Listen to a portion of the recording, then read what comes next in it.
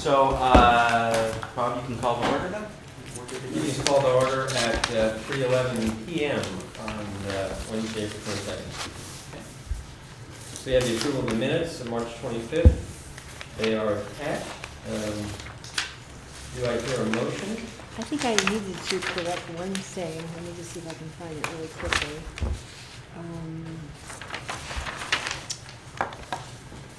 Isn't it interesting how PDFs photocopy lighter? We've only had like 4 or 6 bus days, maybe you can use a stain. Yeah, I was looking at older one. Never mind. I don't have a copy. These are long minutes. Do I have a motion? Second. Okay. So, Any discussion? No. okay, so moved by Chris, seconded by Eduardo.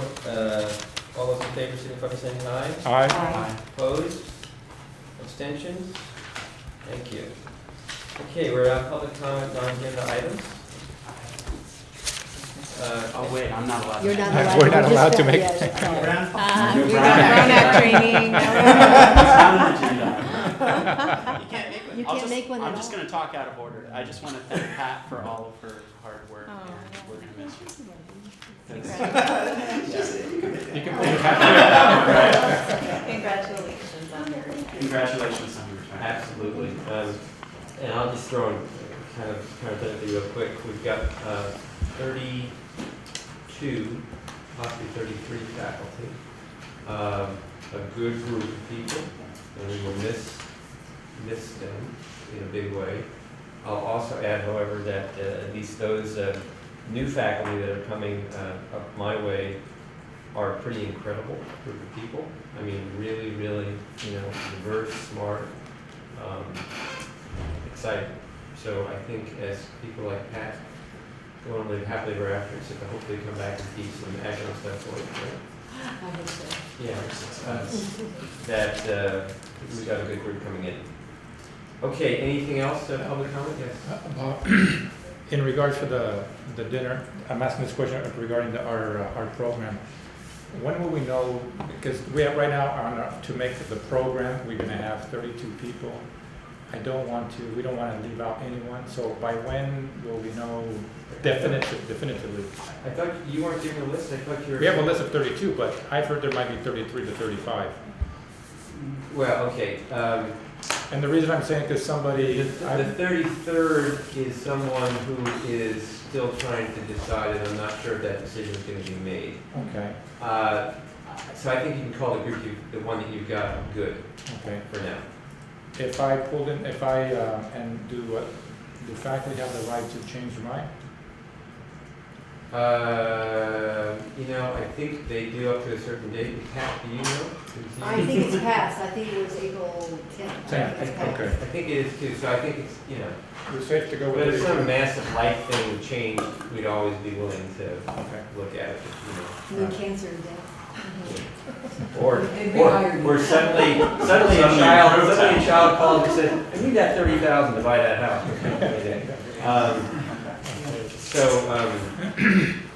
Yeah. That being said, any real public comments then? Yes, but real quick.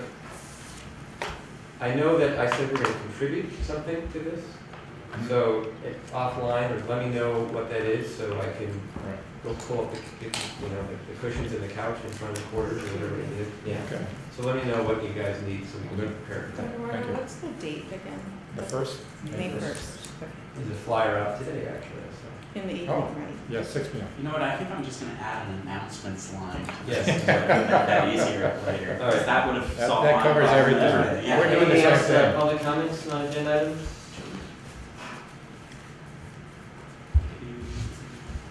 Public comment? Katie? Yeah. No. Okay. On we go. Committee appointments. Who was that? This is a carryover just in terms of making sure we get the appointments to the committees. Did we end up getting an EEO or equal employment? No, no appointment for that. Okay. Were there any other committees that people know of that might be missing faculty representation? we did approve to the realignment Mhm. task force, right? Yes. And, And the Dean of Instructional Support, you've got that. yes. Yeah, you're right. That was, And so was the EO we just haven't gotten to it yet, or just? That's it, just, we haven't gotten to it, so Okay. the call will be coming out this week, Okay. hopefully tomorrow morning. Excellent. And so then we need to have a conversation for PNP chair, so I'll just email you on that. Okay. All right, so, yeah, so item 5, accreditation response plan. Okay. We had a meeting. Last week. A week before. Yeah. No, no. Week before last, where we brought together members of the various constituency groups. It was quite a large group, and I thought it was very productive. We looked at what we believe to be the accreditation recommendations and the AIPs, and we looked at at standard 4 and reviewed the language. Then we had a good discussion. We began by discussing the norms that we thought we should engage in as a committee. And I think those were very positive. And I have a list of those. And I typed up the notes from this, which I'll distribute in the next day or two. The College Council, okay. But we looked at the AIPs and the gaps. You know, if we did what we said we needed to do on the AIPs, is that going to solve our problems? And we decided, no, it's not enough. So we came up with numerous things to work on, and they came into several categories. Processes we need to work on. Communication was a theme that went through everything. The need to have a better communication process.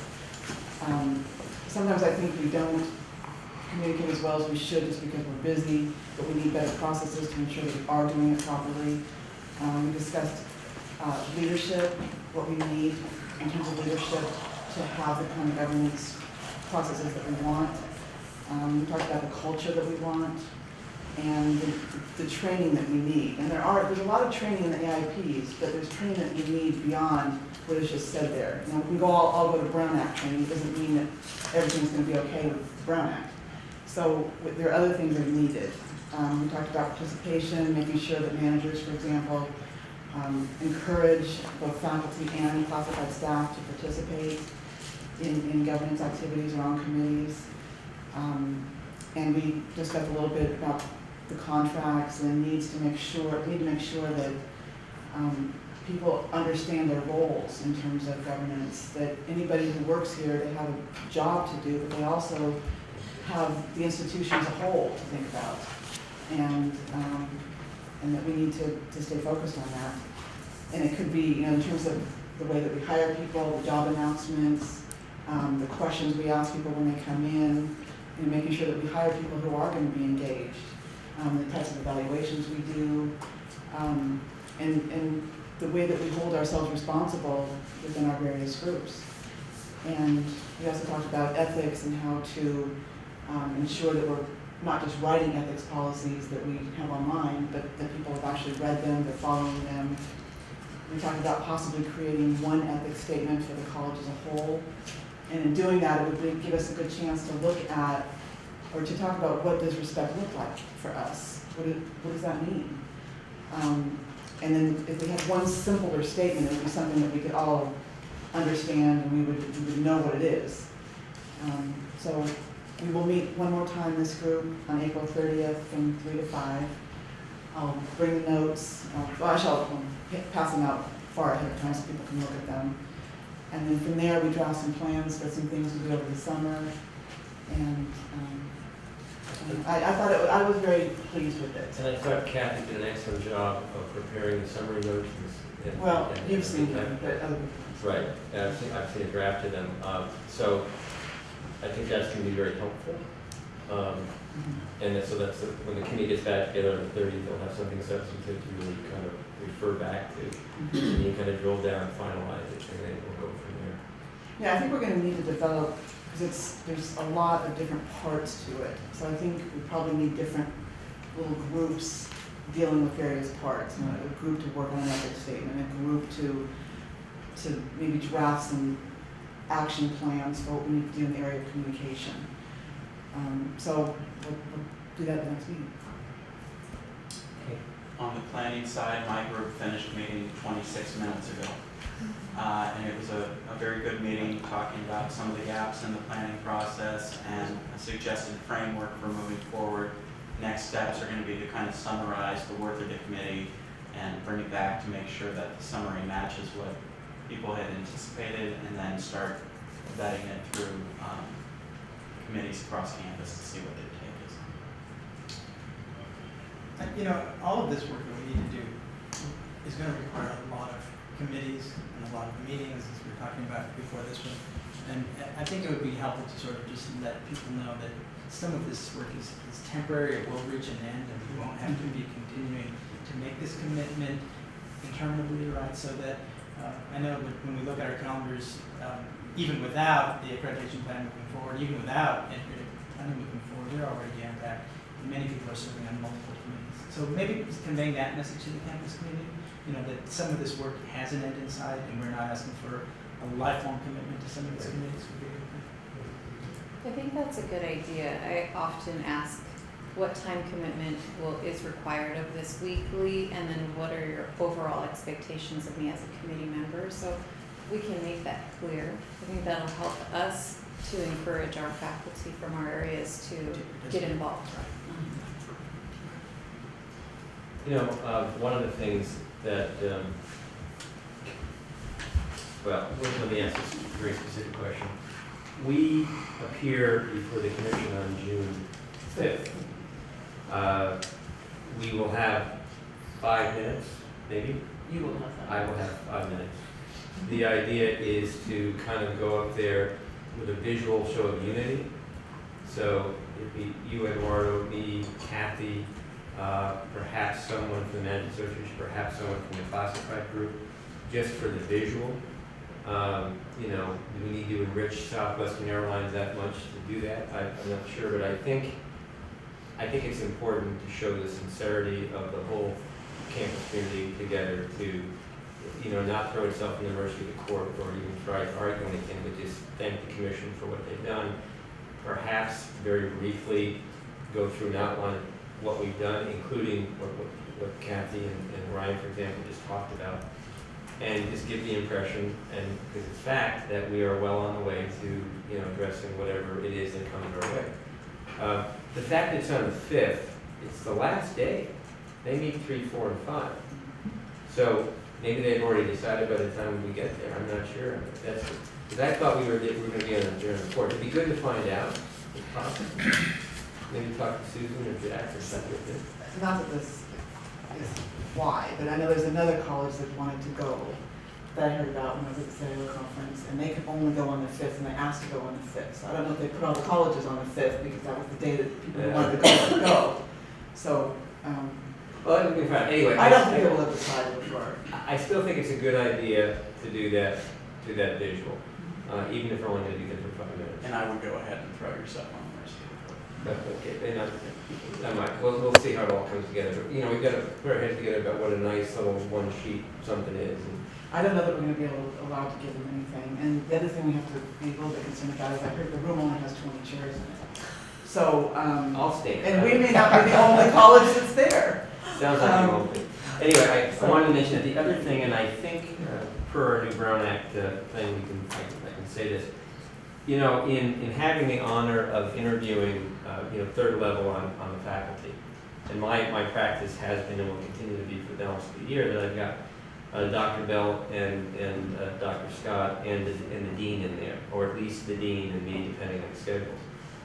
Because frankly, I'm not the subject area expert, I'm just looking for fits on the things. But one of the questions that I ask is, so if I said shared governance to you, it's like an episode of Jeopardy, you know, what would you say?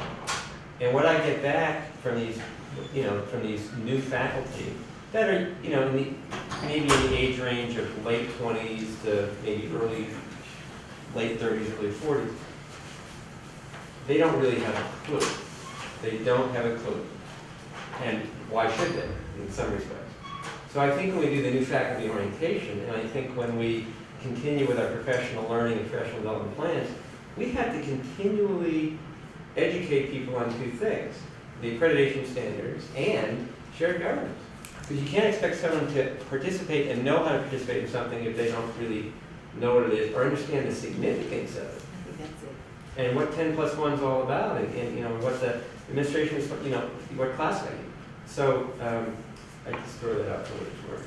We spoke about that briefly on Monday at the Senate meeting, and, you know, we've been talking for some time about doing greater outreach to our new faculty, and really sort of bringing them into the Senate, letting them know what the work of the Senate is, letting them know what their responsibilities are as it relates to shared governance. Because we really do have to increase participation, and I think we have to get faculty involved early rather than later. Well, and somebody reminded me, 2 years ago or 3 years ago, we brought on 24 new faculty.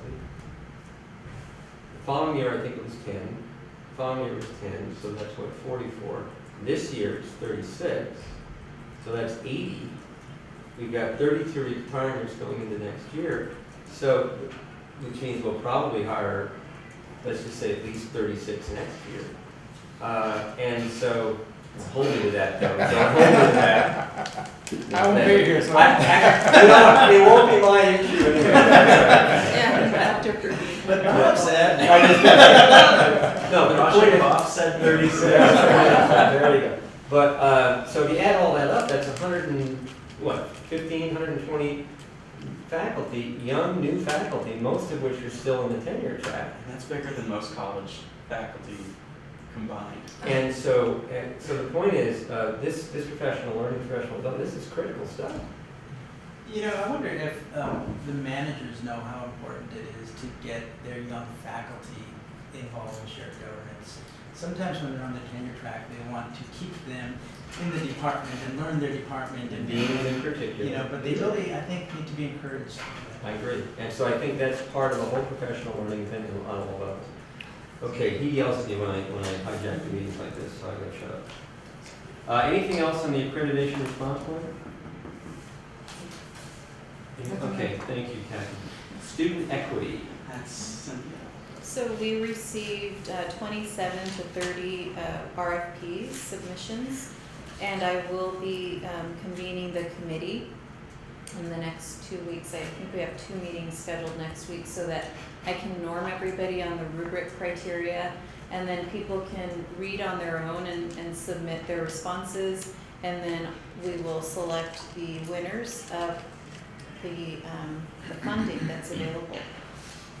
For the rest of the funding, I have worked with Crystal to complete the post and fill for the half of her researcher position that we're able to fund. So that I worked on with her. And then I still need to work and finish the post and fill for the manager of student equity. And then I've done some research because you know how the committee felt really strongly about hiring a social worker type of person. Well, there are some community colleges that have One Stop USA or Single Stop USA, which is a comprehensive like social work type of area of the college. So I'm doing research to figure out how to build that kind of position. And then I'll do that post and fill. I want to thank Pat because she gave me a resource yesterday from the Academic Senate Conference. There was a speaker. He's an expert on student equity, especially for African American and Latino males, and he's at UCLA. So hopefully we can work with the incoming Senate officers to potentially bring him in for a flex day. So we should start the year with everyone understanding the importance of student equity. That will go along with the theme that Dr. Scott was thinking of for next year, with equity. And he would be a great speaker. And he's at UCLA, which is really helpful because it's right here. Well, and the PD life. So I think we've done an excellent job as a college to work on our student equity plan. And I have the webpage up now, so y'all, if you want to refer to it or refer people to it, please do that. Can I ask a couple questions? Yeah. These RFPs, when do you see them being awarded? Well, I would say in 2 weeks, we'll notify the faculty and staff who are the selected winners. So that's approximately the beginning of May. Yeah. And the calendar year on the funds for this year ends June 30th? It doesn't. Or does it carry over? through December. Up to December, so they'll be able to put money into those projects actually. Right, and we'll actually be awarding from our, not just this bucket of money that ends in December, but from the funding will be replenished in July.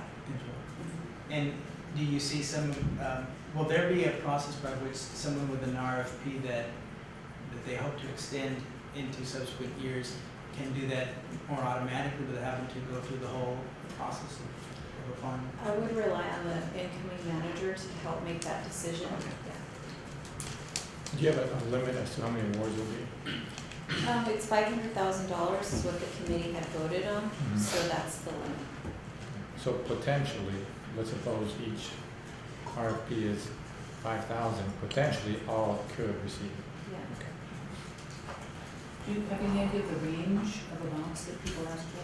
Yeah, I wish it was all 5,000. No, you don't, you're gonna spend the whole 500 if that were the case. No, they're hundreds, like I would say 180,000. Wow. As one is all the max. And some of it is to purchase software products. I just glanced at some. I haven't had a chance to really read anything. But one of them seemed really cool. There's a mentoring software program that can help match mentors with students. So, that costs $80,000 in and of itself. Can you remind me, were stipends or requests for reassignment, could they be included as part of the RFP? We didn't say they couldn't be included, so there might be some RFPs that include that. Although the two that I casually glanced at yesterday didn't include that. And if they do include, let's say, a request for reassigned time, how will that be handled? I guess we'll get to it during the agenda, because reassigned time is on the Okay. agenda. Thank you. Okay, so that's all for student equity. In regards to the SSSP plan, I do want to remind everyone that our program plan is due every October. So mid-October, we have to submit a plan saying, this is how we propose to use our funding. And I want to start the conversation so that we can build an understanding and consensus around this idea that we need a classified position funded by this money. And here's why. This money is tied to services. We have the potential to lose our money if we don't prove that we provided the service to first-time freshmen. And I'll give you a concrete example. We've run our numbers, and this year alone, we have 7,237 first-time freshmen.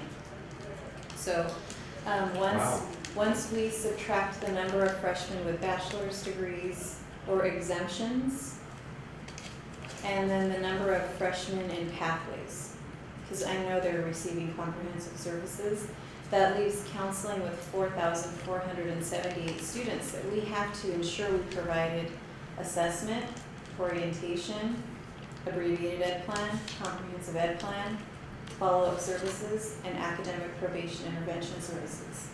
Each one of those services has a dollar amount attached to it. If we don't prove that we provided a comprehensive ed plan to any first-time freshman who has completed 15 degree applicable units, we could lose 35% of our money. Imagine if our allocation is so huge, if we don't prove that we did what we were supposed to do, we could lose $880,000 from not providing a comprehensive ed plan. So I need a classified staff member who's keeping track which freshmen are getting the services, which ones aren't, and then contacting those students to bring them in. That same person? Yes. And the reason is because we do not want counseling faculty to have to run that data, contact the students. I mean, they're there to provide the service. They're not there to do all of that other background work that's critical, because we can lose our money. Can you remember the 7,000 number again? I thought our incoming freshmen were about 5,500. That's an annual. Fall and spring combined. Okay, Yeah, that's an annual. right, so that's what I wanted to clarify there. So we're bringing it, and is that relatively average, or is that pretty standard, or are we growing, or do we have any idea? Because we haven't tracked it. No, because our college doesn't do comparison data analysis for incoming, I've always asked that. Data, looking at it this year alone, without comparing it to last year, we can never identify our trends. Are we gonna grow next year, first-time freshmen or not? Then I've got to staff up counselors to do all of this work. Okay, so, this is for another meeting, but I'd like to talk to you more about that and figure out what's going on. With the new student information system and, what have you, we ought to be able to figure out something. Also, it's important for me to understand the number of applicants. This is the number of enrolled freshmen, but you all, please understand, we provide services to many more students that don't make it to the classroom. Everyone who applies, they get orientation, they go take their assessment tests, they could even come to counseling and we could help them figure out what plan to work on, but then they never enroll. So that's data that we need as well, how many apply. But I do want you to know that you will see a plan with classified positions, and the reason is because we need people to help us figure out how to get the students in to provide the service. So, that was a very impassioned plea, I think you understand that, Yeah. real quick. I was just gonna ask, do we have adequate counselors to provide those to all that many students in that amount of time? Yeah, at this point in time, counseling is spending around $77,000 per month in adjunct counseling.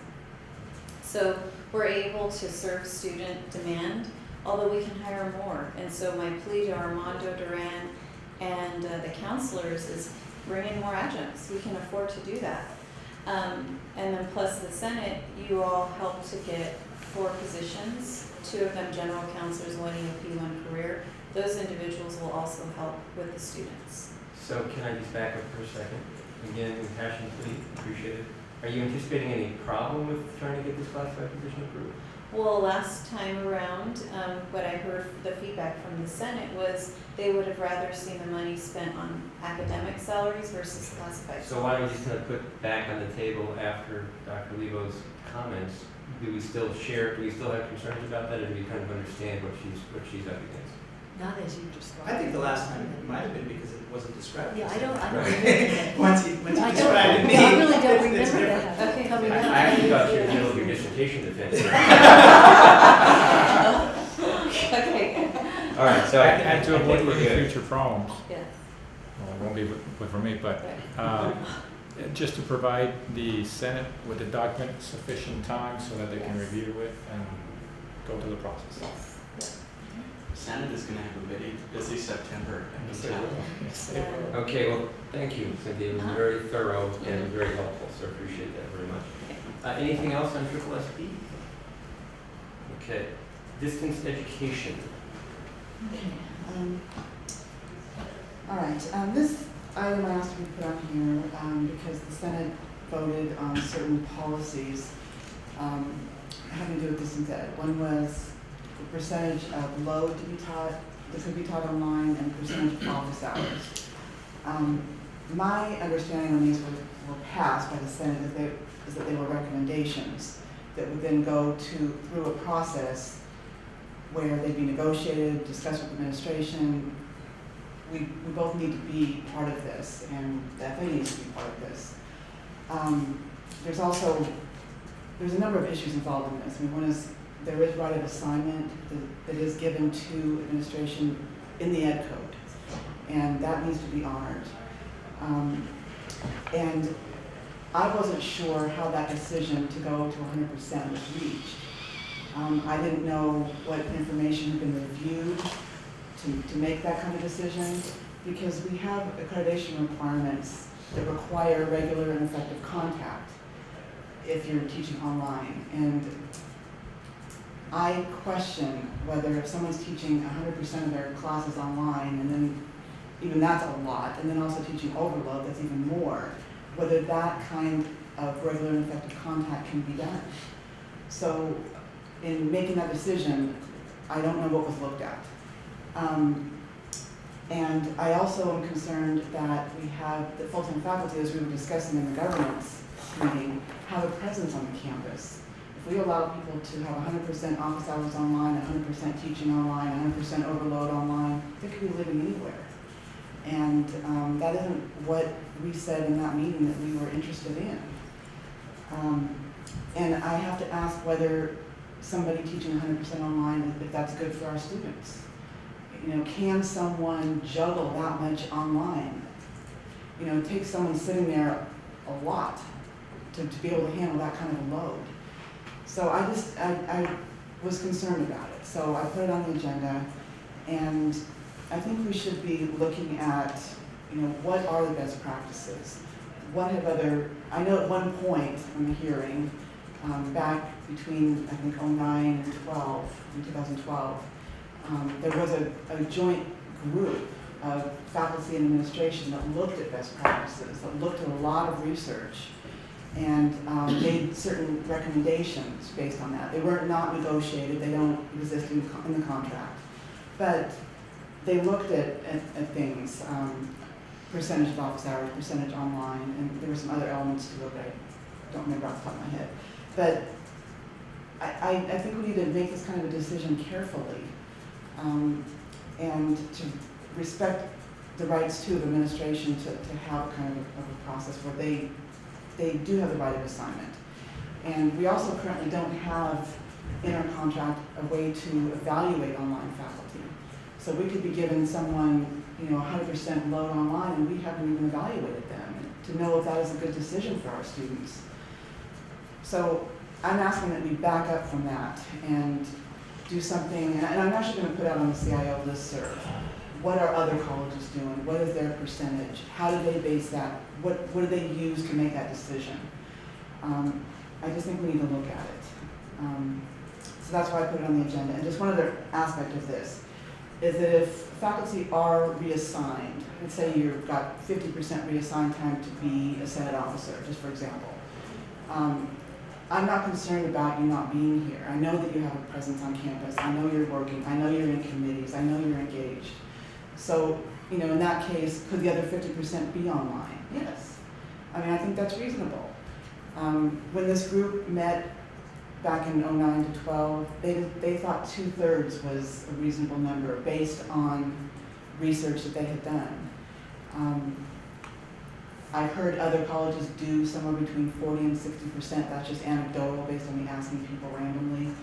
But I haven't heard of colleges allowing faculty to teach 100% online. I'm sure it does happen, but I would like to have some kind of a process, have it be consistent, and so for people to know what they're allowed to do and what our rationale is, and to have these decisions be decided collaboratively.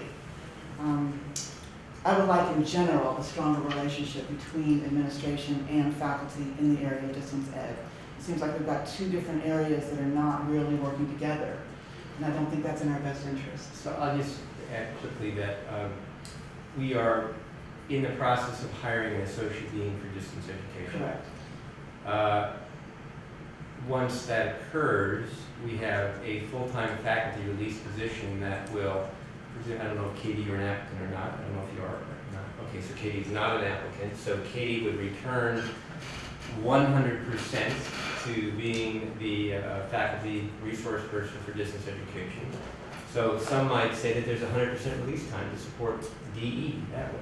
But the reality is that the college is investing one full-time faculty member to support other faculty in the development of online and hybrid or even web-enhanced content for face-to-face.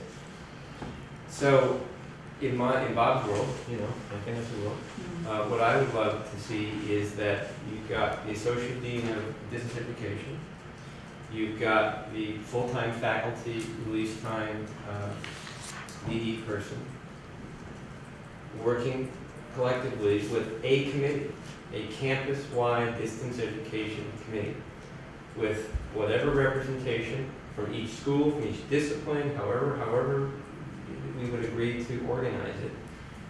And it would be the guiding light for online education or online, hybrid, and maybe web-enhanced activities for this campus.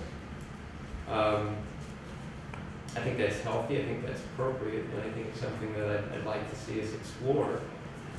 And again, you're going to hear a lot of this from me over the next at least couple of months. I think Dr. Bernine would probably want to explore it that way, because I think it just makes a lot of sense. So I'll just put that on the table. Well, and I'd like to say too that it is important to us in administration that we honor the role of faculty in developing their online courses, and they are the curriculum, or they are the discipline experts. And that is how we want our distance ed program to be run, and we have talked about that, we've talked about it numerous times, we've talked about it recently. There was a period back in 2012 when we were trying to make our FTES target and hiring a bunch of online teachers and trying to put things together in an extremely fast manner. And I don't think during that time, that was a difficult time. And then so if we can avoid that kind of thing, I think then there's confusion and people are trying to get things done and they're directed to do certain things. I mean, I don't want to see us be in that kind of position, because then I think there's a lot of confusion about who's doing what. But right now, we've tried to make it very clear, and we want to honor faculty's right in that area. And we will continue to make sure that that is the way it functions. And I just wanted to give you my assurance of that. Well, let me respond. So I think some assumptions are being made without any data. 100% online, we're not sure if it's good for students. Well, then what is 70%, 80%? What type of data do we have to support that? If we're saying that we shouldn't have all faculty teach all their classes online, we currently have that, right? Some adjuncts are teaching all of their classes online. So what's the difference between 3, 5, or 7, or 6? Well, adjuncts would only have a couple of classes. I'm sorry? Adjuncts don't have as many classes. Right, but why are we saying that if you have a full-time faculty teaching 5 plus 2 overloads online, why is that a bad thing? What data do we have to support that? I don't think we have any data. So, and well, then there is best practices out there. But where's the, why don't we have this data presented to us beforehand? The other issue of having the Senate did vote that we believe that the faculty have the right to teach for all the classes online. We respect the right of the dean. The deans still have right of assignment. We're not saying they don't. But it looks like if we run into, let me ask you, I'll put it this way.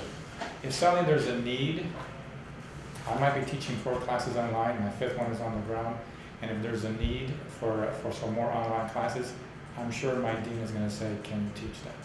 So then it becomes an issue of necessity by the college. So so they're saying that in this case, in this semester we don't need you, so you're only going to have 4, but this semester we need you, so it's going to be 5. So again, we're not saying that the deans don't have the right. We're not precluding that. We're saying that the faculty have the right, and if deans so choose to allow us to do so, well, that's right, because it is the dean's responsibility, or their right. Issue of presence on campus.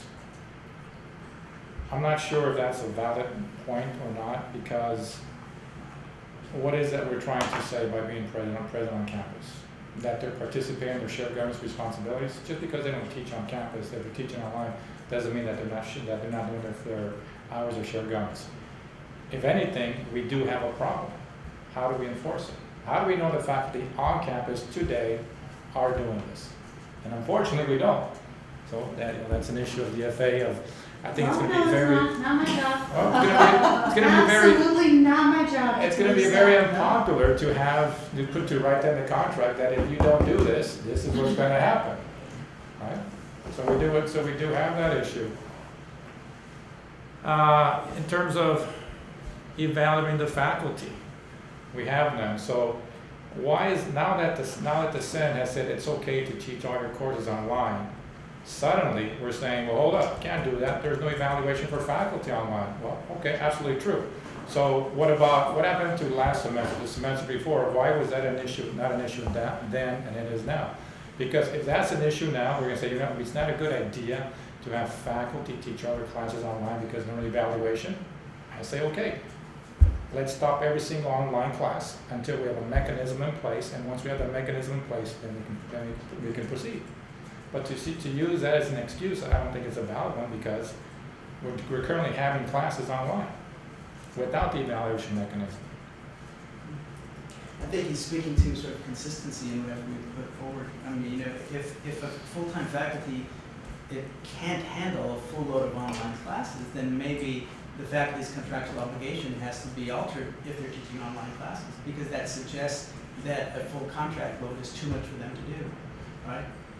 Also, if right now during our summer session, we allow faculty to teach 2 online courses in each summer session. I know in English there are 2 faculty teaching 2 in the first session and 2 in the second. That's over a 6-week period. Is that too much? It's, it may be something to look at. And then the issue about evaluations is correct as well, that, you know, if there hasn't been a system in place to evaluate online the way it should be, perhaps up to this point, but that doesn't stop us from going to with the courses. So it's just a matter of consistency. I agree, and without taking a position one way or the other, you know, what resonated with me in your comments, Eduardo, in particular, was this notion of data-driven. What's the data actually say?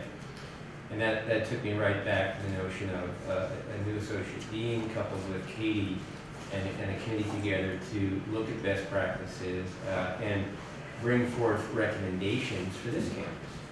And the other thing that resonated with me is, yes, deans, Office of Instruction has right of assignment, and there should be room for exceptions to every rule. Let's just say that we determine that we're going to be one of those 60% campuses. 60% of the faculty members, quote unquote, 3-unit 5-class float. Well, there may be extenuating circumstances. There may be a super incredibly gifted online faculty member who can actually do what he or she needs to do from a qualitative point of view. The retention numbers are the successes there, it's all there. Or there might be illness in the division. There may be a situation where something comes up. So I think there should always be purview within whatever practice we have to allow exceptions when it's appropriate. As far as the evaluation, you know, it's funny.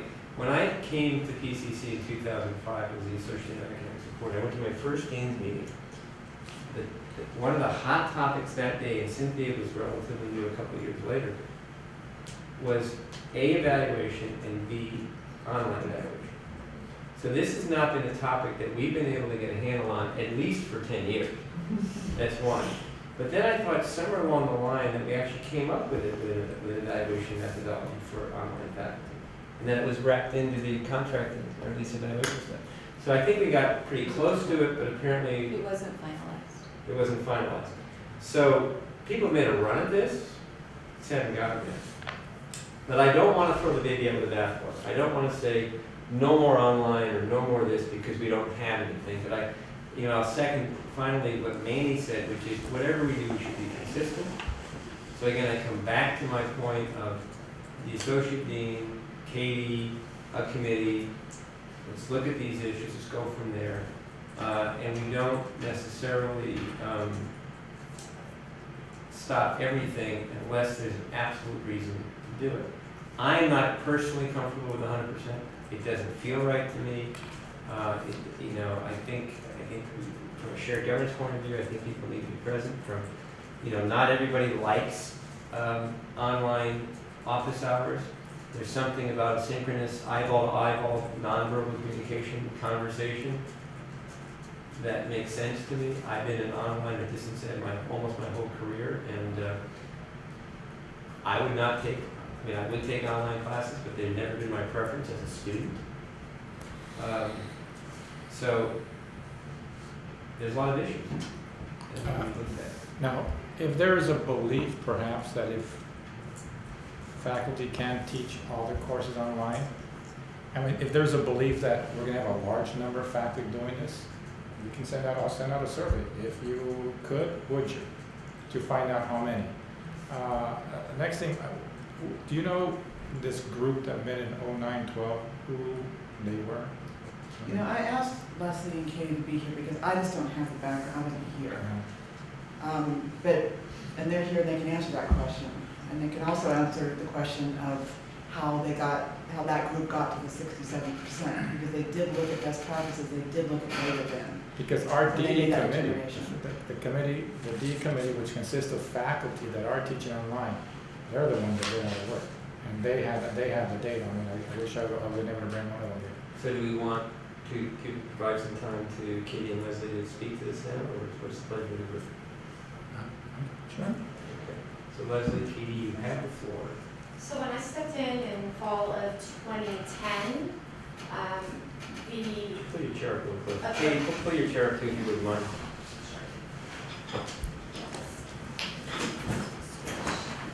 Thank you. When I stepped in the fall of 2010, Sandy Haynes was the Academic Senate DE Committee Chair. And at that time, she had already been working with Carol Robinson, who was the classified staff member in the DE department, who was the DE specialist.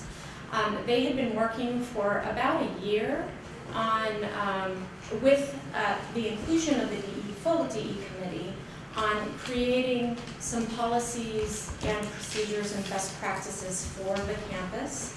And they actually developed a very well-researched document. It was a compendium, quite thick, of policies and procedures and best practices that we should follow as an institution. They were tasked to do this after our last accreditation report, where we were put on DE warning. So this was in response to that. At the time, Kay Davila was the president of the Academic Senate, and there was full awareness that this was going on. Once that document was completed, and there's actually minutes, and each of the recommendations that came forward were voted on by the DE committee and thereafter voted on by the Academic Senate, and we have documentation of that. I was not part of developing that particular piece. That was fully done before I started, and was we were moving to the next step, which was then to synthesize that into board policy and procedure for the college.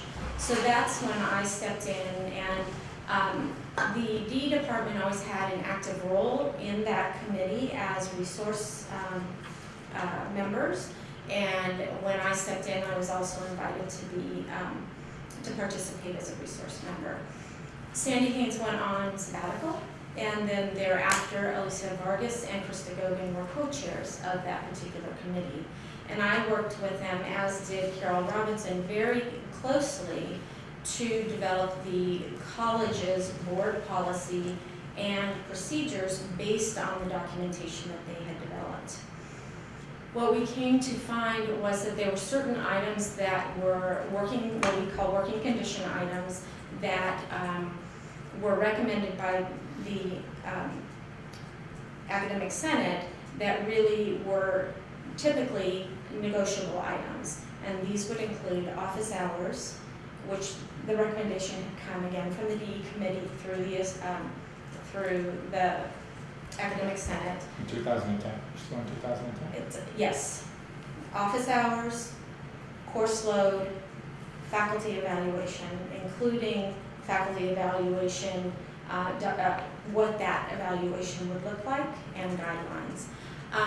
Course cap was in there, but then we actually had much later a realization that that was a CNI, was the purview of CNI, and was not really, might not belong here.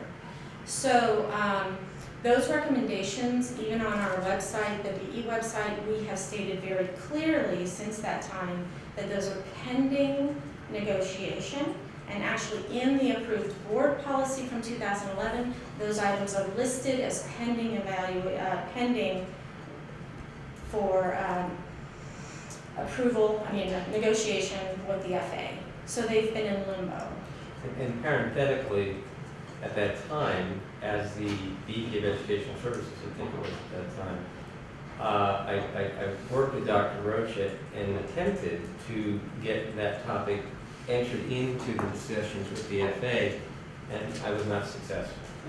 So we were bridesmaid. We got all the way up to the altar, or whatever that expression is, and couldn't get it to the table for all kinds of reasons we don't need to talk about now. But it didn't happen. But that work still exists. That work still exists. It's still linked from the DE committee website. It's linked from our website, and some of the recommendations have gone back to the Senate for revision. Sandy Haynes took them back in 2012 because they needed some updating. So we have documentation on that. But what was Were they passed? yes, they were. And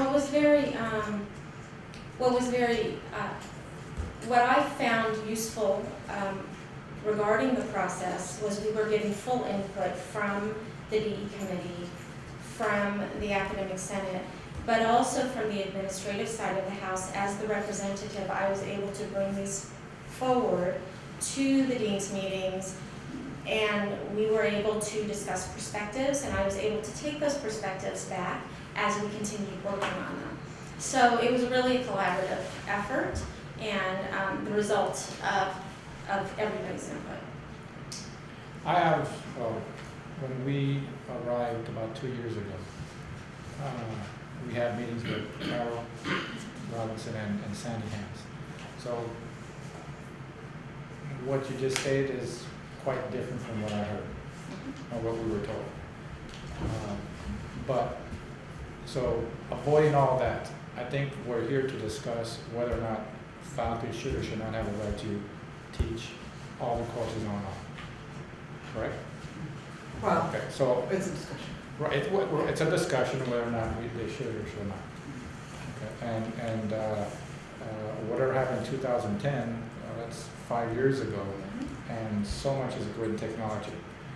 So the D committee did have a meeting this week, and one of the things that they discussed was the need to revamp the D handbook. A lot of information is outdated. Information they stated had been included without having gone through the Senate. So they're going to start the process of revising the D handbook. But if we are going to have a discussion on whether or not faculty can or cannot teach all the courses online, I think we shouldn't have that discussion until we have the data. And so, if you circle back to your comment, I'm sorry, Julie? I was just going to say, point of fact, faculty have been teaching all their classes online here for years. So we do have quite a few faculty that have been teaching 100% of their classes online. So that is past practice. Yeah, VIT. So that's another instance in which the rules don't apply to everybody, they don't apply equally. Yeah, and I understand the need to be consistent, I totally agree. Yeah. we will I be just wanted to consistent. interject that Right. fact. We will be And consistent. so my comment, again, maybe goes back to what Eduardo was saying, which is until we figure this out, we go back to the basic comment, deans have a right of assignment. And so if the dean, in consultation with the AVP of Academic Affairs, makes a determination that 100% is okay for now, then it would continue until such time as what I hope would be the same kind of concept that we put into effect 5 years ago, we would put into effect again, and we would make it a campus-wide discussion, and we would then come out with another set, we follow the same exact process and see where we land 5 years later, 6 years later. That would seem appropriate. And from a staffing point of view, we're in a much better place. We didn't have a full-time faculty position. We didn't have a dean. You were the interim director. We now have at least one additional classified position. So we're just and of course we have a much more robust online hybrid web enhanced operation now. Can you throw me some quick statistics at us so we get a sense of where we are right now? You're probably more sure. In terms of overall online course sections, we average about 240 to 300 per semester, depending on the semester.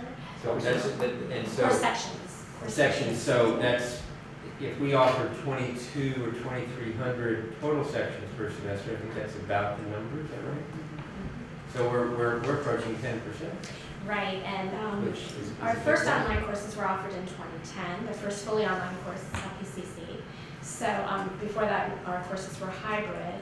And so the increase between the average amount of course sections between that time and now, we've increased about 700% in terms of our fully online course offerings. About 700%. Percent per term. If we took the average of the amount of course offerings prior to our model course programming and after, we've increased a lot of our online courses. And these are fully Online courses. And what number of hybrid would you say we've got going? I don't have the exact statistics, but we have anywhere from about 75 hybrid course sections or so, but that number has reduced significantly, and we've increased the amount of fully online course sections. And then what I used to call web enhanced, I'm not sure if that term even exists anymore. Right, Does it does. Does it? Yes. Okay. Yes, What, and web enhanced, the definition is that you've got an online, you've got an on-ground course that just has web components, which absolutely. maybe every course should eventually have, to be honest with you. Certainly all of our new faculty speak to that, which is kind of cool. Sure. So what percentage of that would you Sure, we have remember? 1,500 course sections that are web enhanced currently per term. Per terms out of 22 or 23. That is huge. So this says to me more than ever, we need a campus-wide committee for this. I have no idea. Yeah, we do, and there's also a lot of difference between, in a hybrid, and if you're teaching 50% of your load online, 50% is face-to-face, 50% is online, you're at least seeing the students 50% of the time, and you're here 50% of the time. So that, I think we need to talk about how that fits into the mix. Listen, you It's give me an very idea, different. I'm gonna have them 100% on campus. Mm-hmm. That's, on a side note, Bob, at the meeting, the D committee meeting, I was reminded of my Capm meeting today, and they wanted to express their disappointment that the faculty was not congratulated during the accreditation meeting. That we did well in D, I believe, the accreditation report, and congratulations went to Katie and Leslie, which they do deserve, but the D committee said we played an integral part, and we felt slighted that we weren't that. So Thank you, appreciate that. I will tell you, knowing Kathy Smith as I've gotten to know her, that was not intentional on her part. She's a very classy president, but it's a point well taken. Everything we do is a faculty achievement, and it was a missed opportunity. So I agree with you. busy day. It was busy. I was just wondering, I know in assessment, where assessment for placement is concerned, 2 years ago we held a faculty inquiry group, which is different than a committee, because you're able to bring in research articles and, theory, conference materials, and have faculty from the divisions read together, explore best practices, and then come up with a recommendation for a decision. It really helped to have ESL, chemistry, math, and English teachers do that to figure out if we should change the way we assess and place students. So I was just thinking, is that an approach, since we've already tried the committee way? And is that a fake? I continue to feel that a committee is the right way to go, and then they could then have inquiry groups and do whatever they need to do. But I think anything that puts 10% of our courses online, that has 1,500 out of 2,200 courses that have got web enhancements, that have got another 700 or so that are hybrid, that's huge in terms of the instructional quality, instructional modalities, and it does need someone to pay constant attention to it. It certainly justifies the dean and justifies Katie's role, and you might argue that you might need more than one Katie to support something that huge. And then you need to look at the data to see success, retention, persistence. Is it working? And which are, I believe that hybrid actually tends to have a higher success rate. Yeah. So maybe we should be looking at growing that if we're going to grow a segment of it. Good idea. And it's a way to ease faculty into online as well. Is there some general consensus of the following, that we'll explore this committee concept? We understand that things are not perfect in relation to what we're doing now. And in that regard, Kathy, Dr. Bell, the deans will monitor the situations that need to be monitored and deal with that in the appropriate way. That's with respect to any faculty teaching 100% online. Whatever the load is. And then the one thing that still bothers me, though, is the evaluation piece. That scares my mother-in-law, God rest her soul, used to say when she had too many martinis and she said she cooked the bejesus out of the roast. that scares the bejesus out of me to think that we've got that many courses that are being taught without any kind of quote-unquote evaluation. So to me, that would be kind of job one to kind of maybe resuscitate what that 2010 committee came up, run through whatever committees we've got, and the deans and look at that. Because if I were an accreditation person, that would get my attention. Well, and I think it's very important for the deans to be trained on how to evaluate online, and have faculty in those areas be experts in online also to evaluate faculty. Because it's got to be discipline specific and similar to the way that they would evaluate face-to-face classes. All evaluations must be negotiated. Yeah. Okay. Yes. Yeah, no, and that's right. So it needs to go back to the proper place. It's a working to him. I was But- saying, after they're negotiated, I would like to be sure that the deans are all trained. That's what I thought you were saying. yeah, I just I- wanted to interject that statement. Yeah, I meant for it to come out that way. And it's a good opportunity because, in the summer, we hope to sit back down at the table and begin to go through that contract page by page and evaluations or everything, obviously. So there'll be an opportunity to address this. So we agreed to form a committee? I think so. Okay. I mean, if you guys agree, we agree. And the board, if I'm understanding correctly, the desire of the Senate was to have this in place fall 15, so we're just going to vote on that until the committee meets and get some more information. Yes. Unless there's, we'll leave it up to the deans. If there is a desire by somebody, the deans decide. Does that work? Yeah. Okay. And then I know that the associate dean of DD. Well- Go ahead. I just want to be sure that we're consistent. So if we have one dean saying, okay, this is fine, without somebody even ever having been evaluated, Well, I have, Yeah, maybe you manage be that better with- to think about being consistent for a while. you and Dr. Bell manage that with your deans We will manage in that. whatever way you think is appropriate. And if you need assistance, I'll chime in. Yeah. Let's see. The associate dean, it's closing soon, right? April 30th. April 30th. And we just need one faculty member appointment because our previous committee, we had one member who cannot continue to serve. Okay. So as soon as we get that appointment, we're able to convene the committee and start the review. And we're having our vote on Monday. Good. So, Excellent. Good. Thank you. So that process will move pretty quickly, and that's good. And then Katie will be a happy person. Maybe. I said, well, you on the committee? I am on the committee. There you go. You got a shot at it. Okay, good. Anything else? That was a good discussion, everybody. Thank you very much. Cosmetology. It's the Kathy show today. One interesting. Okay, we put cosmetology on the agenda because we wanted to let you know that we are very seriously considering putting that program on hiatus for a short period of time, for perhaps the next academic year, or at least the semester.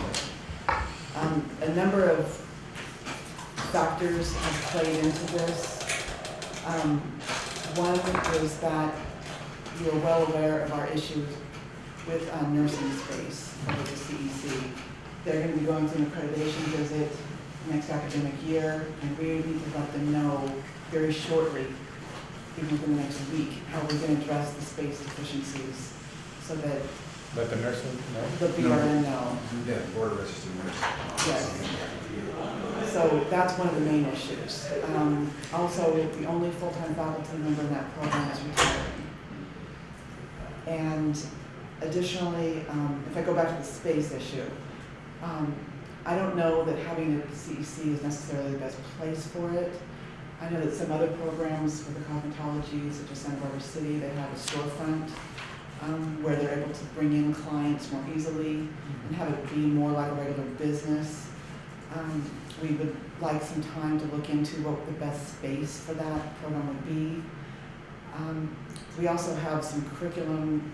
We need to ensure that our curriculum matches the amount of space that we've got and that our curriculum is as up to date as it should be. For nursing or for cosmetology? Cosmetology. Okay. And this is a program where students have to complete a certain number of hours. And we will be able to teach out the current group of students by the middle of July. So no student would be left wandering, unable to complete the program this year. So because of all of these factors, it seems the best decision for us right now to just put it on hiatus temporarily until we can deal with space and curriculum and faculty issues. We need a full-time faculty member to come in to relook at the curriculum, to write curriculum. It's almost like culinary program issue that we had a couple, 3 years ago, where, by the way, the board approved my recommendation. Got a really cool culinary instructor coming up, and very, very good person, so I'm excited about that. But it's the same kind of situation.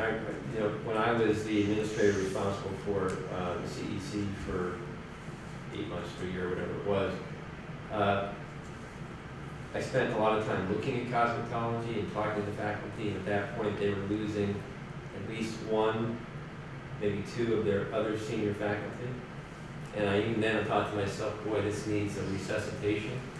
And when this other person retired, there might be an opportunity to take a whole fresh look at it. And it turned out that this year the CERP, it was a good opportunity for that individual to take advantage of it, so she's going to move on. Then we had this nursing crisis, because it's a real crisis as far as space It is is a concerned, crisis. from an accreditation point of view. And then we were able to teach it out in an appropriate professional way. It would be fair, most fair, for the adjunct faculty that are in the program to know about this as soon as possible, Correct. so that they can look for opportunities elsewhere. And the students too, so they if we move on in understand the it. program. don't beforehand, but we can work with them and have them complete. So we're not in any way, shape, or form talking about doing away with cosmetology. We're just talking about a hiatus to take another look at it from a curricular point of view, a programmatic point of view, a location point of view. The faculty are great people, but there's a lot of other great people out there who probably have some other perspectives on even what the business is all about these days.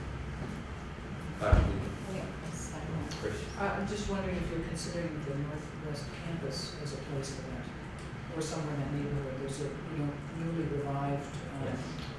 kind of little commercial area along Yes. Fair Oaks, or whatever it is there, but Lincoln. Lincoln, thank you. Yes, I mean, I think that would all be a possibility.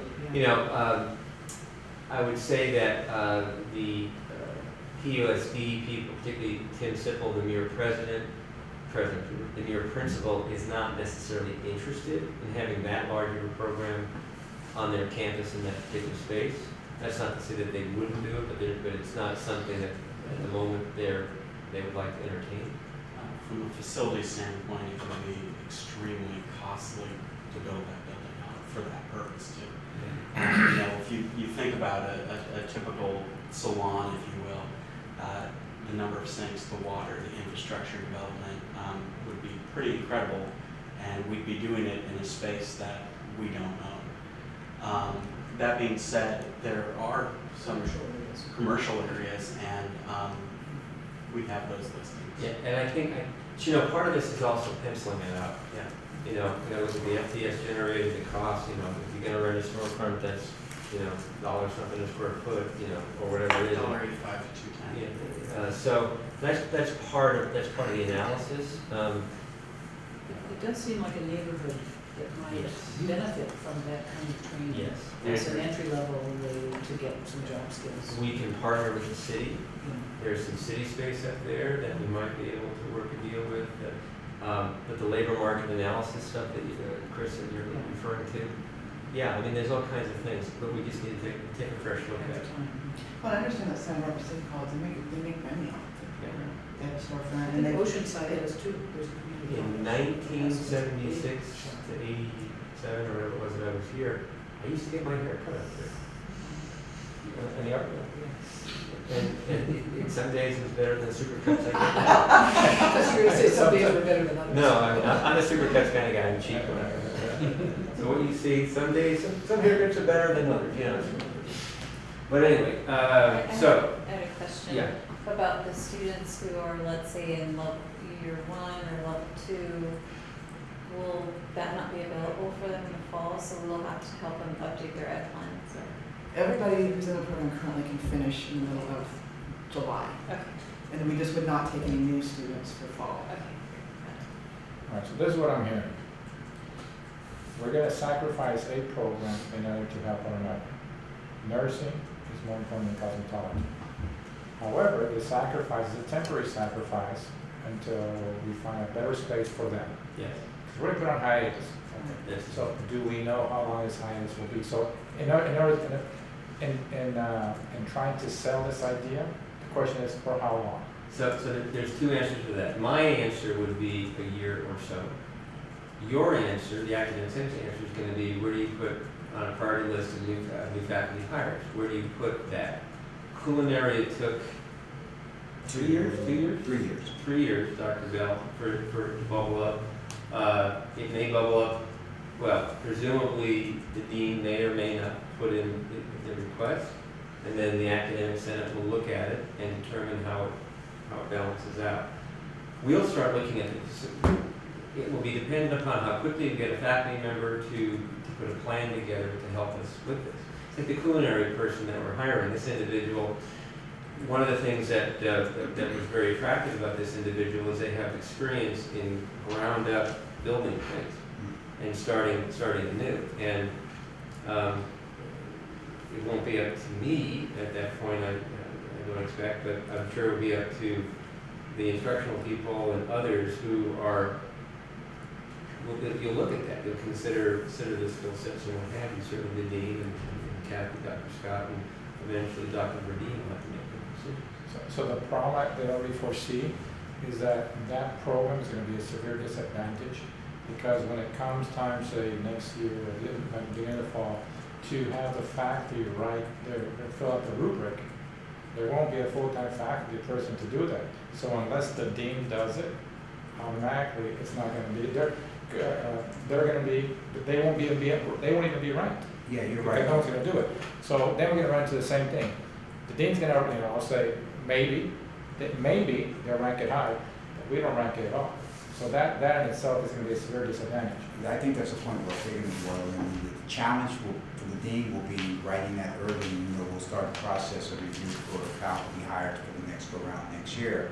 At a point where we probably wouldn't have been able to, quote Dr. Miller, pencil out what the possibilities for cosmetology will be if we win in Northwest or what some of the options may be. So to answer your question, from my perspective, a year would be the ideal. We talk about being on hiatus, but that would have to ensure that curriculum lines up well, space lines up well, cost lines up well. There's a lot of things that are going to have to occur, and I don't know if that's going to occur quickly enough for a dean to be able to give a comprehensive request to an academic senate committee on prioritizing a position. So, in an ideal world, it would be a year. My supposition is may have to go beyond that. See, if it were up to me, I would do two things. One, I would talk to Solomon and Dean Jarrell, and I'd say the first thing we need is a labor market study. We need to know what the job opportunities are in the area of cosmetology. The next thing that I would do is I'd ask for a financial analysis. What has the cosmetology program generated over the last 3 years, or whatever you might want to look at? And what might we think the potential would be either in the current scenario or even expanded based upon what the labor market needs. Because coloring, and you see a lot of Nail salons. nail salons. I mean, there's a lot of things that take place, and then if the numbers look good, I'd go find somebody on a contract, a personal services agreement. I'd go find a faculty member who somebody who's running the program right now. The citrus program is really good, I understand, and say, okay, here's $5,000. Can you develop a plan for us? You work in conjunction with the dean to develop a plan. Because it is, you're right, it's a chicken and an egg situation. What comes first, hiring a faculty member or putting something together, because if the labor market says, we really should be in the business of helping to get certificates in the area of content, we should be doing that. And we can proactively, there are lots of ways that you can get to that. And, you know, you can bring somebody in who can help with that. So if the jobs are there, definitely. If the numbers are there in terms of the income, definitely. That would be an indication that we should hire somebody. Find the 5,000, I'm just grabbing a number, but find the money that you would need to hire somebody to do it. Have that person work with the dean, create a plan, and then that plan would be used to go back to the academic senate hiring committee and say, look at what we can do here if you put this higher up on the list. I do think it would be a good idea if that process began almost Yeah. immediately. I That we don't close the program, wait 6 months, and then try to the direction they want. And I think we could probably Yeah. do that. Data before closure, what's that? Well, the program is, I like your word, it's a hiatus. Data before hiatus. Right, we're not, you know, I think because of the full-time faculty that's retiring right now in July, there's an opportunity now, there's a good window to do this now. So I really think we should do that, but make the commitment in doing so. We're going to follow through relatively quickly on the labor market and on the FTS evaluation, and if that shows some good stuff, bringing somebody in to help us put a plan together. Yeah, and the issue with that too, Eduardo, is the urgency of nursing. I mean, we have to tell them within days what space we are going to provide our students for fall. They came in and did a preliminary visit, and it was a major concern for them.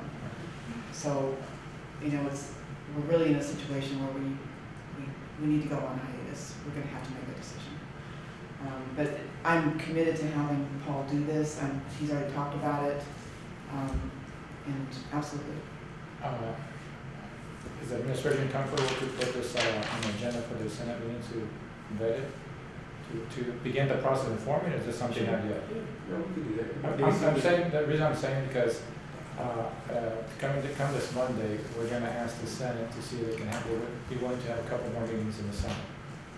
If the answer is no, that opportunity to inform them of what's gonna be coming down the pipe may not be there. I think that the plan that we just articulated can be reported out by Dr. Scott, for example. Okay. This is what we're gonna put it on the hiatus, we're gonna use the space for the nursing program, and in order to determine when we're gonna bring it back to life, we're going to do a labor market, we're going to do some data analysis, we are likely going to hire a faculty member, or however you want to come in and develop a plan for us based upon that, to work in conjunction with the dean, and whatever the dean thinks, whatever else they might need. So this is our plan for this program. Right? Yeah, maybe the study says it's going down, not going up. Right. Yeah, no, I'm fine. And the thing that I'm hopeful is that the study will say, you want to build it out so you can do more of this, or you want to have flexibility, you know, because frankly, you know, whether it ends up, if the PCC Northwest thing goes forward, and I think it will at some point, but whether it ends up there or whether it ends up in the storefront, it's going to cost money. So we need to make sure that it's something we want to invest in. I think this is really good to have the communication come out from the start from you, because it's one of those things, if rumors get out about it, they're cutting the program, and they didn't tell us, and, you know, it could develop bad feelings. And Right. I think It's it not starts out with program this. discontinued. This is Right. great. It's not that. Well, and And you know how rumors go. I we know. want to discuss it with you first, and I would ask that it, at least for now, stay here, because the faculty don't know, and we need to tell them that in a respectful manner. There's also a classified person in that program that will need to be relocated to another area. So we would like a chance to talk to the faculty before they hear it through some other news. Okay, so then what we can do, We can do that immediately, so at least they know. okay, I'm saying because our agenda comes out tomorrow, so I can Yeah, either I'll put it let you there, know. yeah, or okay, Today or tomorrow morning. okay, all right. Okay, anything else on conflict policy? Good, thank you. Another good discussion, I appreciate it. Reassignment procedures. Is this gonna be me too? You can start out foul. Yeah. Glass of wine. All right, Let me ask a question, man. How long will it take, Close. how long will it take to do the IT discussion? Because I need to run the restroom, so if you can do that quickly while I'm out of the room and come back. Which one? The IT? Number 11, yeah, because I need to run. Sure. Take a bio break. That's actually an water item, so. Okay, so. if We'll you- go- is that okay? Is that so okay? when- Yeah, Yeah. All right, so we It's need asking the to IT. skip it, yeah. IT issues, Lancer Point banner update? I don't remember. Do you guys remember? That's not what Dr. Bell wants to hear right now. Your concern was. It's okay, we got other items on there. Requests, Hey, Bob. requests back from, well, what, huh? Well, actually, I guess if you want to use one of my offices, you can do that too. I don't remember either. I'm Okay, yeah, sorry. well, that's. I believe some of the concepts you guys were concerned about, and Cynthia can probably remember better than I. Some of the issues you were concerned about were the prerequisite, I believe was something that Chris brought up. And whether or And not, course titles, because the, designations for courses have changed. okay, We went to the 4-digit from some other combination. so why don't we just leave it at this? For the next Capm, what would you guys like to have reported back to you related to Lancer Point and Banner? Give us some time to think about it and then. You'll let us know. Right, So we will keep that item on the agenda. okay. do have some, Go since right it ahead. was on the agenda regarding Lancer Point and Banner. Just the importance of faculty submitting spring grades on time. This is critical, and so we need to make sure all faculty feel comfortable submitting their grades into Lancer Point. But the critical nature of this is that in order for financial aid to award students assistance for the summer, we only have that 1 week to run this process called satisfactory academic progress, and it's all dependent upon how the student did in spring. So if they didn't earn the units they attempted, then that impacts their ability to get financial aid for the summer. So if we could just please put the message out about getting grades in on time. And what if faculty have problems using Lancer Point to do it? We don't know. I mean, hopefully if you put that as an agenda item, they can tell you what they're experiencing. You can put that on the agenda. Actually, if you write up a little something, send it to me, I'll forward it to the deans, Okay. you can forward it to the faculty. Okay. Um, You know what would be helpful? Over the years, I heard the same, I've made the same complaint to myself and other faculty, is like, hold up, why do we have, last semester, I had 3 days to turn the grades, and now I have 2 weeks to turn in the grades.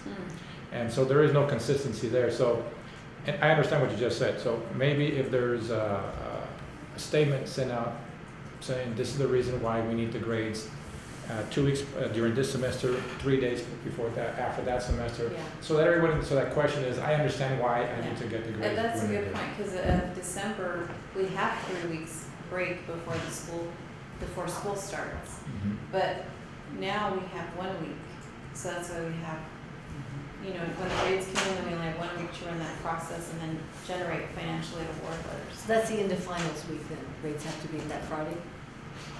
Well, that should be a general email, definitely. Okay. Yeah, what- So yeah, with finals the are explanation. Friday and grades are due the following Friday? I don't know, what did we publish? Do you remember? Do you know, Kathy? I don't remember. Okay, I'll look. I don't think it's the same day. Okay, But well, you're we just thinking it's a want- week? I think it's a week. I'll have to ask A&R. Well, then we do have a week after finals, before summer school begins. That does encourage faculty not to get finals at their due the end of finals week. That's very difficult for people who actually give their students essays to write for finals. Yeah, just an explanation, and Yeah. justification, this is the reason why we need about this time. Okay, I'm texting Lathan asking him. But I'll send out an email statement to Kathy, to all the faculty. So, for fear of starting a whole other conversation, but I see it's on the agenda, which is good. Wouldn't this be a function of the calendar committee? When the calendar committee meets, doesn't it talk about these things? In terms of the impact of the calendar on the. It's never been, busy right? with Yeah, I was that.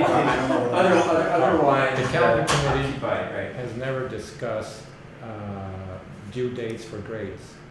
No. We don't know the nuances of that. So we're not on that committee. So it That's seems, a counseling issue and. It's really a student affairs issue. but it seems like though, because it does impact work, well, not that it's a negotiation item, but it It should be, it could actually be. is, it should be in our contract.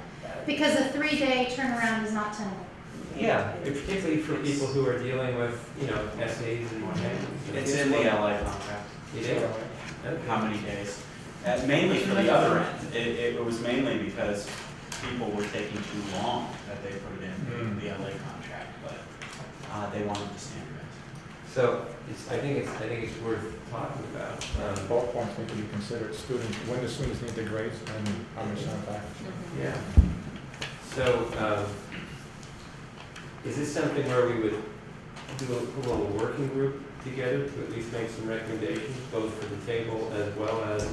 Well, there's 2 other items, census date information, Yeah. all that's also collected through Lancer Point. And I'm not sure how comfortable faculty are utilizing this system to enter that data.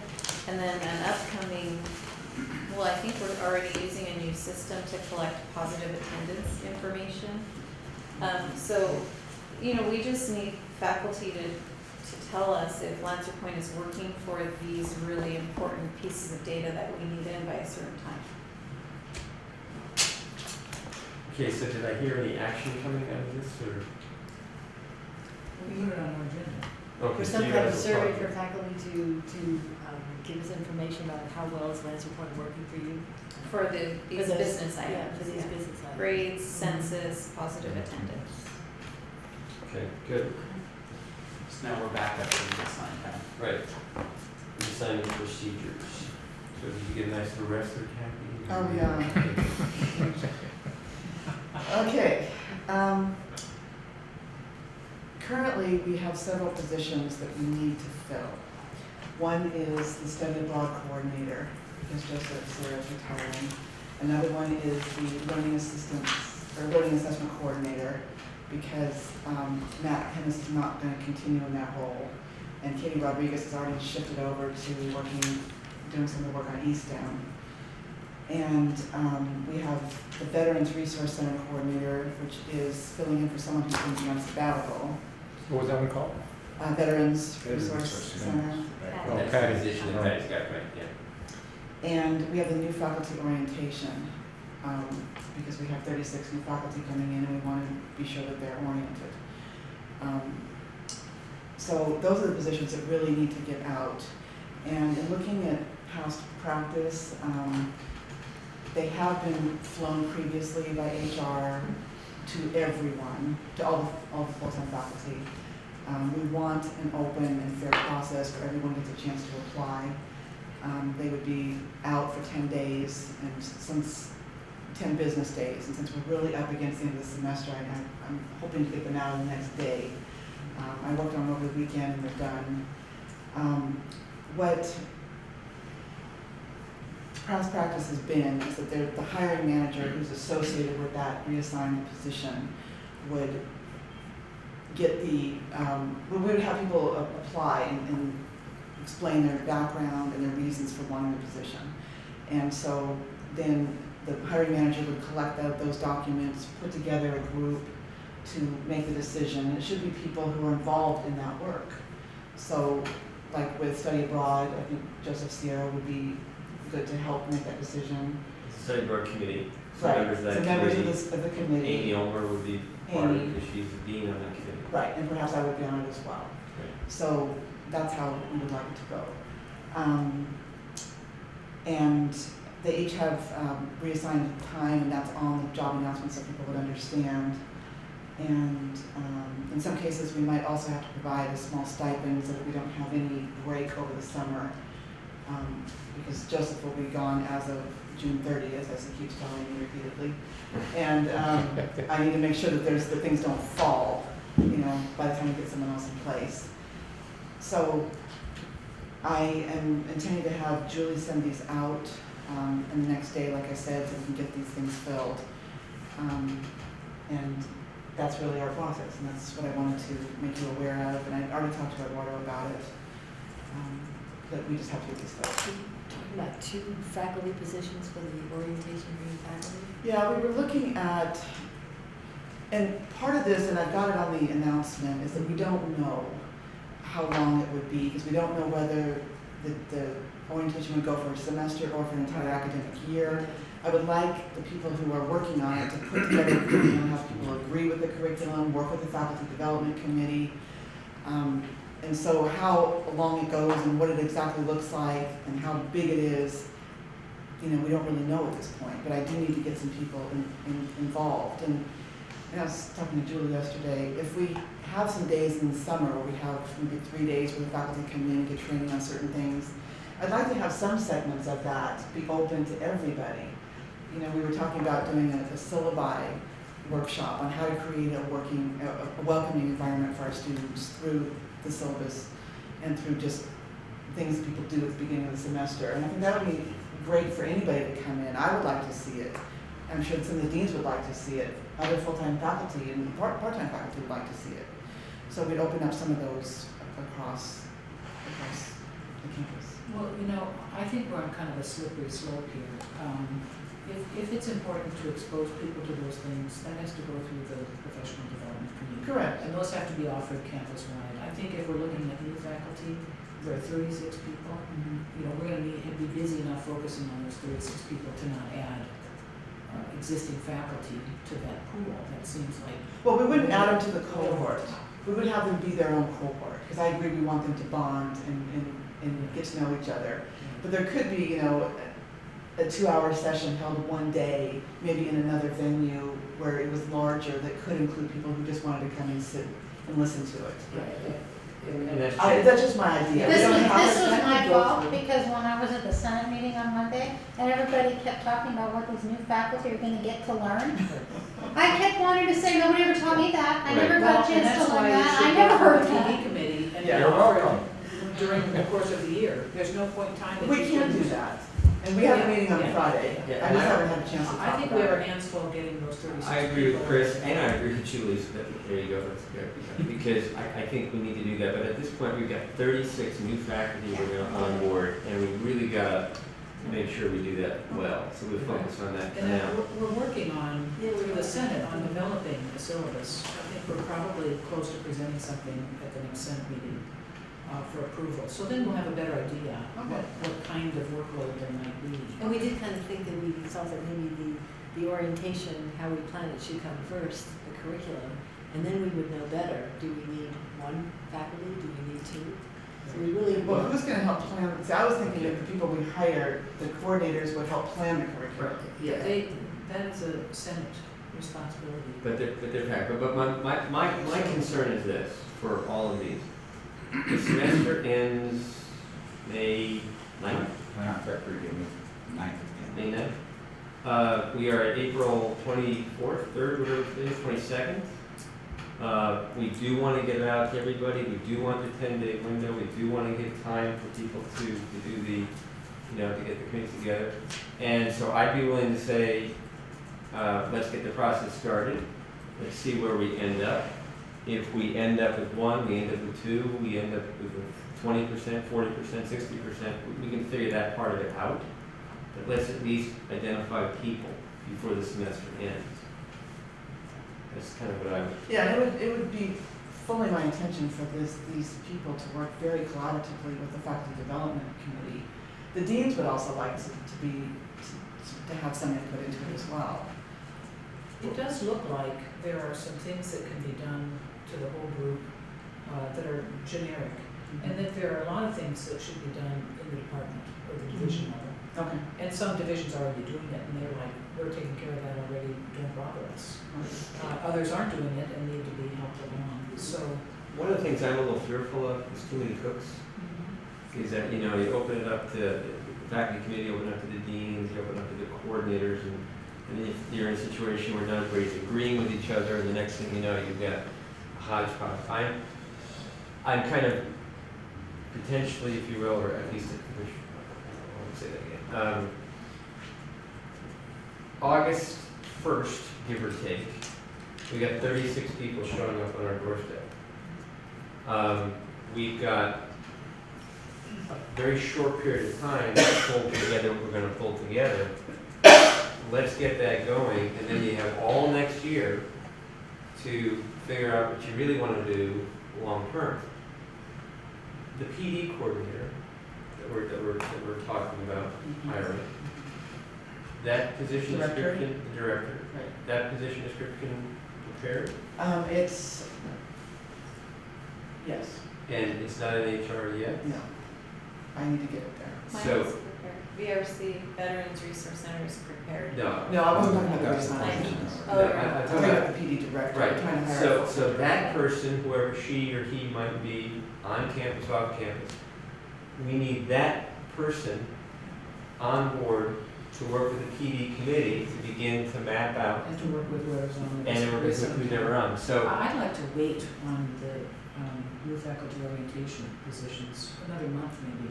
We're planning on hosting meetings May and June for the Senate to try to get that finished. And I would guess that in another month, we'll have a much better idea what's needed there. I hate to advertise 2 positions and only hire one. Yeah, my only But concern advertise was, my only concern was sending out an email to the faculty when they're off contract and have people feeling like they didn't know and they didn't, that was my concern. And maybe advertise 1 position. Yeah, I think Rather than advertising two. one, right. And we can add the number 2 candidate if we feel like we need. I would- additional. feel okay with that? What do you think?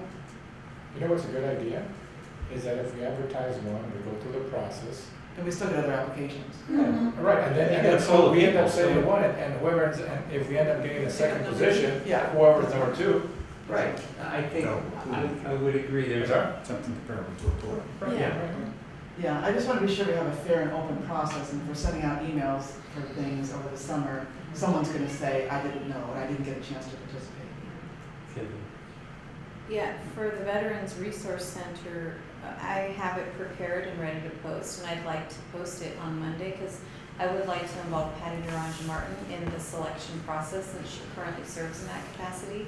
And we only have 2 weeks till school is out, Right. starting on Monday. So if we can agree that that's the process we're gonna follow today, then Right. I could go and post it on Monday. Well, it's going to go out from HR.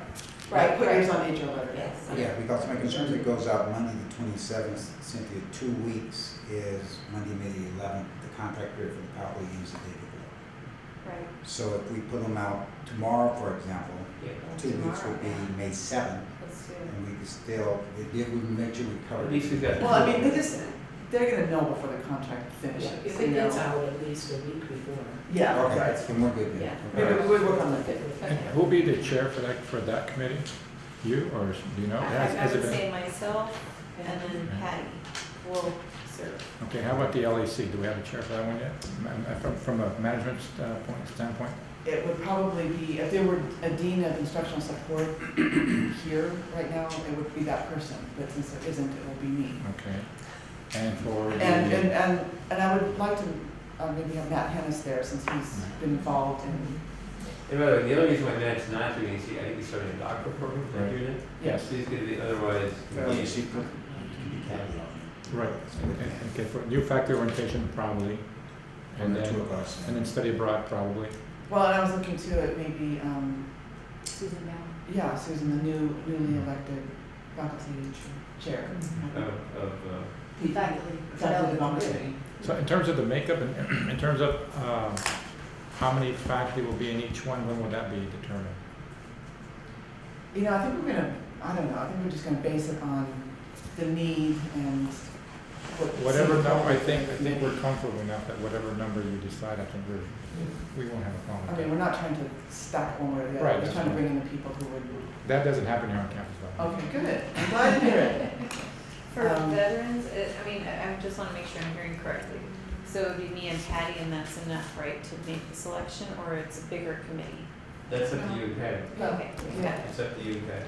How about Carol, the, Carol Colander would be Carol another good Colander, she choice. would be wonderful to Yeah. have on that committee, I would Yeah. think. And knowing Patty, she'd probably suggest you.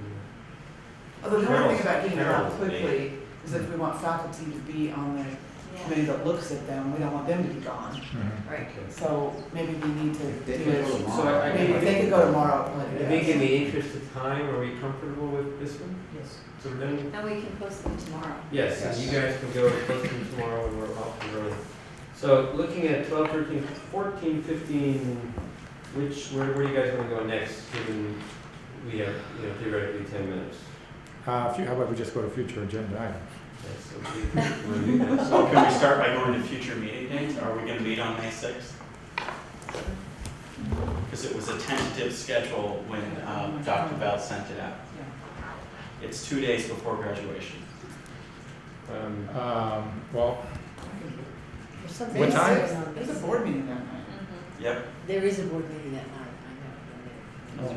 It's a busy board meeting, but it doesn't mean we can't still do Capm. I mean, we could always, I think we should have the meeting myself. sign me up. There are second level interviews for a position in Jim Armine's area that Yeah, go second from level is 2 not until being- whenever. Yeah, it started too, So so. it either doesn't- Dr. Bell or I would have to go be in that. Okay, well, I think you guys can work that out, but I think for now, it's probably good to have a May 6th meeting. Okay. Okay.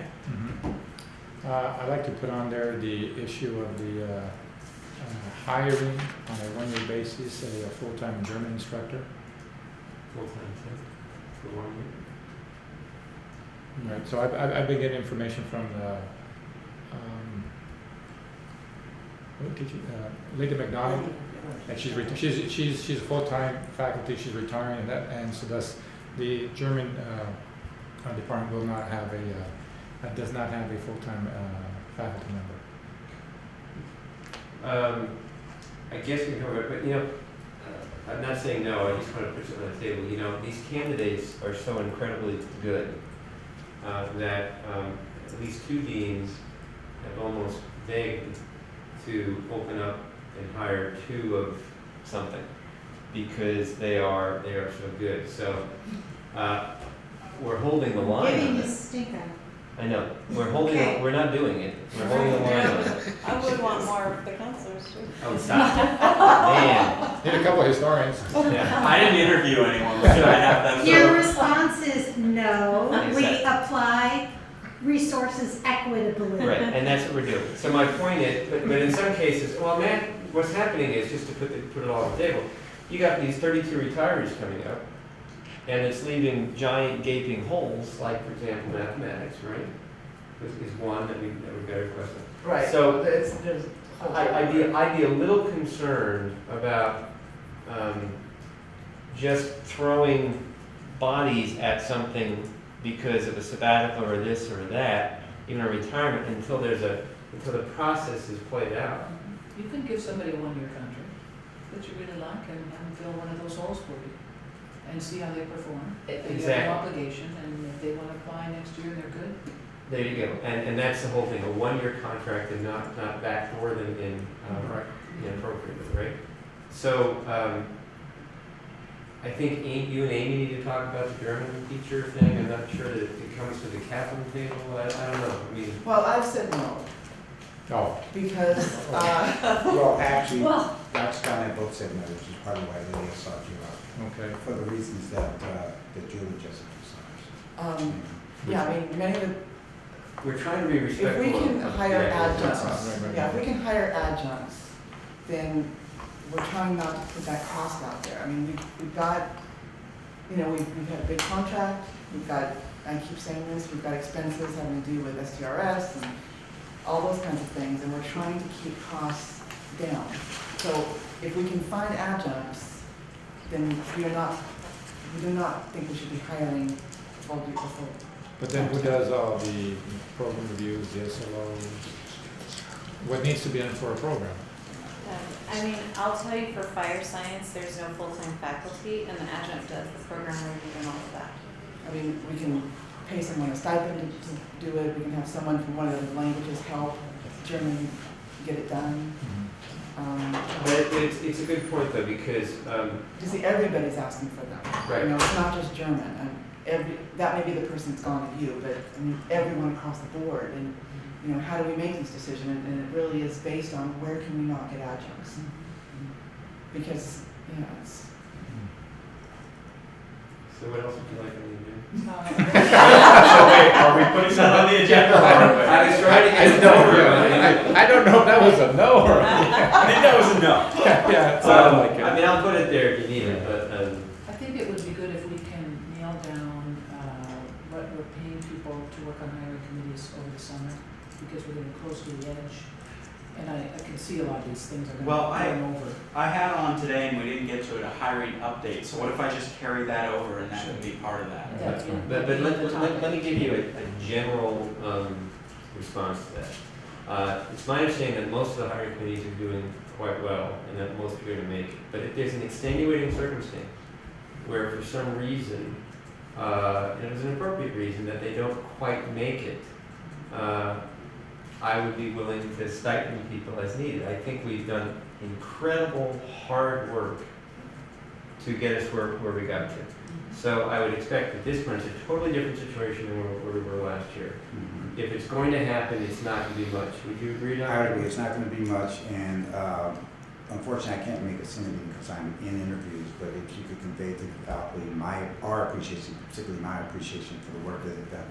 It's been a lot of work. I met with a committee today that said that they read 180 applications to narrow down to 18 people to interview, to bring 3 unbelievable candidates forward today, and Dr. Miller will And that's attest. the one piece that we don't have clear is, how are we gonna pay people to review 108 applications on? Well, and Chris, we'll need to take that up. The process we've done now is done through the academic year. My concern is if we ever have to do that outside the contract period. Well, I'm on a committee where we're gonna have to do that. But to your point, if in fact we have a process that's in place, in fact the committee is going, and we can't get the review done so that we can't be at the point of composite before the close of the contract period, if I hear Dr. Miller correctly, those are going to be unique because I think we may be 1, possibly 2 committees at the most. And so I would want to take those individually and make that decision. But as I understand from talking to the deans, the 36 committees, with the exception of maybe 1 or 2, are moving along expeditiously and probably will be past the composite point and maybe even past first interviews by the time we get to the end of the contract period. So, because my schedule now is all pretty much full with second level interviews, which some of them may go on beyond. That's what we need to talk about, time and task and second level interviews. Chris, which committee are you on that you were concerned about? Instructional, dean of instructional. Oh, so management Which positions. hasn't even. Okay. And that Oh, yeah, that's different, because I'm talking about, we're talking management. that's You're not gonna have 180 on that one. You don't think so? No. Well, but that hasn't even, yeah, but I was just referring to faculty. Right, right. But if we get, I think we will. I mean, Yeah. at least for now, and it'll be something down the road to talk about. But dare I say it, it's running from a short term anyway. If we get the calendar situation under control, we have a longer semester and we can deal with these things anyway. I mean, this problem only became a problem when we had the calendar issue. So that's probably going to haunt me for the rest of my days. But what the heck? Speaking of which, I will keep winter update on there. What that was, just for people to remember, we had said we needed a summer group to come up with this data on winter, so we'll report back out on that. But Eduardo, I think you had a list of other things you wanted to add, or I'll send it to you. does anyone else have anything that they would know for sure they want right now? No, we want to wait for the last minute. And then put them on. And So- then make you change the We'll email you agenda. on Ryan, Thursday. there's- 11 seconds Really left. just- When would you like it? Kathy will Actually, create your agenda the day before the meeting. No, to make use another revision. May 3rd? May 5th. No, actually, if you guys could get it to me, I'm pulling up May on the 1st? calendar so I can make sure that we're doing it. Ideally would be May 1st. Right. Okay. Actually, it has to be May 1st because I have to have it out Sunday at the latest. Okay, that's fine. So what I'll probably do is I'll put together a draft agenda and send it out to you guys as the reminder on that Wednesday. Okay. And you can okay. Motion to adjourn. So, Okay. second. Okay, good meeting, everybody. Thanks, everybody. Thanks, everybody.